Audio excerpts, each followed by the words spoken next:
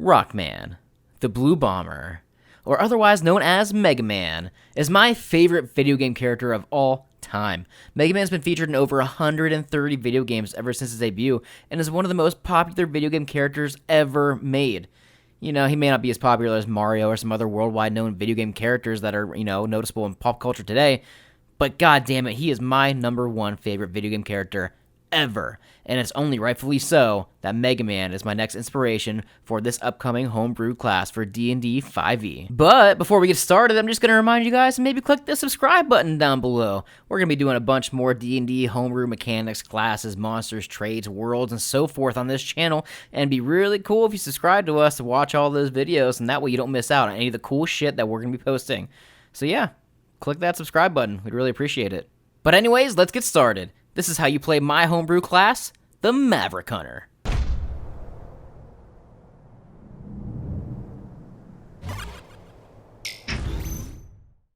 That's right, the Maverick Hunter. You're probably wondering why I named the class this. Well, you see, Mega Man X is one of the biggest Mega Man video game franchises that he has ever been a part of, and it's only rightfully so that I make a lot of the inspiration for this class off of the Mega Man X franchise. You know, Mega Man X has a lot of really cool abilities such as dashing, shooting, charge blast, upgraded armor, different sorts of abilities, swords, everything you can think of, Mega Man X has in the game, and is really fucking cool. There's just a lot of really cool stuff that I was able to go around through those games to make this class. I did implement some other features of Mega Man and Proto Man through some other, Mega Man franchise video games, but a lot of this stuff is going to be very heavily based on the Mega Man X series. So that is where we got the name. Just like my Spider-Man homebrew class, there's going to be a free download in the description of the class sheet for this homebrew build. If I were to sit here going over every single trait and ability that I made for this class, I'd be here for well over an hour for this video, and again, I know that nobody has time to watch an hour-long video for a class, so this is just going to be a nice little overview of the class that I made in general. Feel free to download the file for free down in the description. It's going to have every single ability, in-depth descriptions and everything, so you can make your homebrew Maverick Hunter class. So starting off with your class features, your hit die is a D10 plus your Maverick Hunter level. Your HP at level 1 is 8 plus your con modifier. Your HP at higher levels is a D8 plus your con mod. Saving throws that you are proficient at are strength and constitution. You also get to choose 4 of the following skills. Level 1, you get your Buster Cannon, Ceratanium, and Biorobotics. Your Buster Cannon is your main range weapon that you're going to use this entire class. Your Ceratanium is your armor, basically, that Mega Man and Proto Man get in the video games, making your AC 14 plus your Dex mod with a max of 2. Your Biorobotics is a thing that I kind of came up with myself. Due to being part robot now because of this class, you have an advantage on saving throws against being charmed, poisoned, and infected with various diseases. You also don't need to eat to survive because you're part robot. You also know a variation of the, quote, mending cantrip to repair yourself. You can cast Mending as many times as you want up to your level per day, healing yourself with your hit die plus your con. Potions work on you as well, however, if you take more than 2 potions in one game day, your bioelectrical system struggles to work and you cannot cast Mending for 8 hours. Your Buster Cannon is a very interesting weapon that I've designed for this class specifically. If you look on the class chart, there's going to be different brackets and tiers that your Buster Cannon levels up and does more damage at certain levels. This is going to be, pretty much the main focus around the build. With different abilities you get, it's going to focus highly on your Buster damage, different abilities your Buster can do, and just how much you can really do with it. So if I really talk about your Buster Cannon abilities a lot, that's mainly why. Mega Man's known for the Buster Cannon on his arm, shooting bad guys in the face. So needless to say, that's going to be your main source of damage with this class. Your Buster Cannon starts off doing a D4 plus your Dex modifier for damage, and has a range of 40 feet. The type of damage that it deals is bludgeoning damage. Now, this may seem a little low at first, but you gotta remember, Mega Man starts off just shooting little pellets at people, and as he progresses through his different games, his Buster gets stronger and stronger. That's the same way this class is gonna work. You start off with a D4 plus your Dex mod, and you're gonna go up to a D6, D8, D10, and so forth as you begin to level up this character.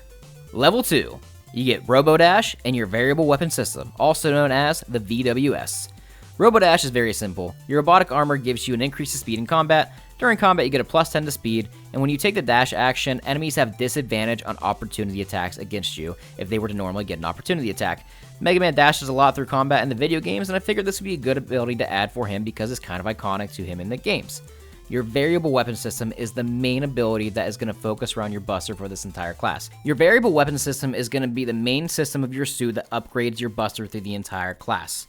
At level 2, you get your charge shot because Mega Man charges his shots and shoots at enemies.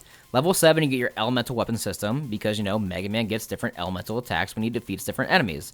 Level 9, you get your scanning system to give you an advantage against fighting enemies. Level 11, you get an upgraded charge shot to make your charge blast even more powerful. At level 15, you're going to get an upgraded elemental weapon system. Your fire damage is going to do more damage, your cold damage is going to slow enemies down, lightning is going to give enemies disadvantage on attacks, and acid damage is going to reduce their AC. This is something I really wanted to add to this class, as Mega Man gets a lot of different elemental attacks that have different effects on different enemies. Now, the one thing I did to balance this out a little bit is enemies cannot have more than one type of elemental stack on them. You can't put fire, cold, lightning, and acid damage on one enemy just to make them, the ultimate pillow to fight. I had to balance out this class a little bit. Figured this is a good way to do it. And at level 17, you get .exe. That's right, .exe. I had to throw a Mega Man Battle Network reference in here somewhere. Mega Man X is my favorite Mega Man franchise of all time, but Battle Network is also a very, very close second in this running. With .exe, you're going to be able to regrow body parts because you're now part digital. On top of regrowing body parts if they get severed, you're also going to be able to heal yourself for some more HP during combat. And here we go with level 3, my favorite part of this build, the subclasses. The two subclasses are Mega X and Proto Zero. Let's go over the Mega X subclass first. At level 3, you get the Mega Buster. Your Buster Cannon now turns into the Mega Buster, dealing a D4 extra on all damage attacks. Level 6, you get Mini Bombs. Level 10, you get a Mega Buster upgrade. Level 14, you get the Giga Blast, which does AoE damage. And at 18, you get an extra charge shot. Normally, with the regular class, you would get 3 charge shots per day. With this one, you're going to get 4, making your Mega Buster a very, very deadly weapon across the battlefield. Now, if you like more close-range combat, then the Proto Zero build is just for you. At level 3, you're going to get your Z-Sword. This isn't going to replace your Buster Cannon. You're still going to have your Buster, but it's not going to do nearly as much damage as it would with the Mega X class. Your Z-Sword is your main source of damage in this class, and this is going to upgrade as you level up with the Proto Zero build. At level 6, you get the Proto Shield, which raises your AC. Level 10, you get a Z-Sword upgrade. Level 14, you get the Wide Sword, which is another Mega Man Battle Network reference. And at level 18, you get the Perfect Z-Sword. So that's basically the class overall. All the abilities that I listed are the ones that are available in the class itself. If you want to read more in depth on what they do, how strong they are, and exactly how the class works maybe a little better, make sure you download the file for free so you can play this class or maybe test it out. So, that's it for the most part, but I still have the level 20 ability. Level 20, the Nuclear Core. If you were to be knocked unconscious, your Nuclear Core acts as a last resort defense mechanism and responds appropriately.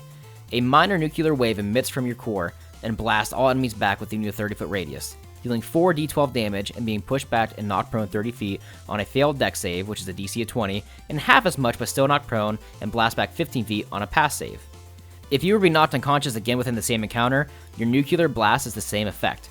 However, your systems go into critical failure mode and you suffer a death saving throw instantly.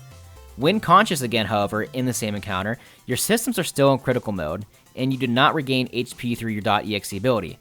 However, all your damage attacks deal an extra d6 of damage. Your systems return to their normal state after a long rest.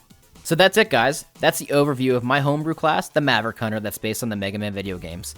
I really enjoyed making this. The main reason I did it is because, I did my favorite superhero, Spider-Man, and I figured I'd do my favorite video game character, which is Mega Man.